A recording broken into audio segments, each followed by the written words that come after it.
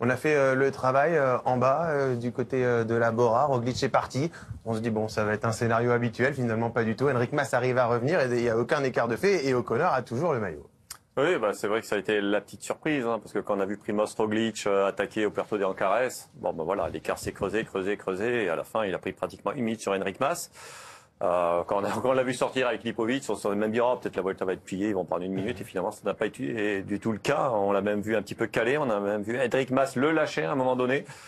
Ça veut dire que oui, quand il est en forme, il peut lâcher tout le monde, mais il peut avoir des jours un petit peu moins bien. Et aujourd'hui, on avait du bon Primoz Roglic, mais je pense que Enric Mas doit être content quand même. Il se dit bon, finalement, c'était peut-être ma journée sans Puerto de Ancares, on va pouvoir jouer dans la dernière semaine. Ce qui est intéressant, c'est que on verra le changement de l'eau tout à l'heure, mais c'est vrai que avec son petit développement, il tourne les jambes et on a l'impression qu'il est parti. Et en fait, il a rien creusé. Aujourd'hui, il s'est même fait contrer. C'est la première fois où on voit un Roglic partir comme ça et prendre un petit coup de boomerang, Jackie.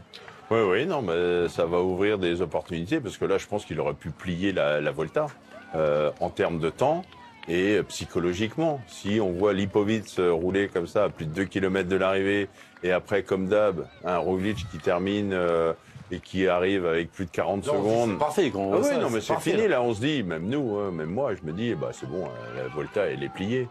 Et quelle surprise de voir Primoz Roglic, tourner les jambes, mais ne pas monter vite. Il n'a pas repris tant de temps que ça à Castrillo dans le final. Et surtout, on voit le retour de Enric Mas. Et quand on regarde les écarts sur la ligne, ils sont infimes. Ils vont terminer ensemble. Mais tous les autres coureurs du top 10 vont terminer à 30 ou 40 secondes.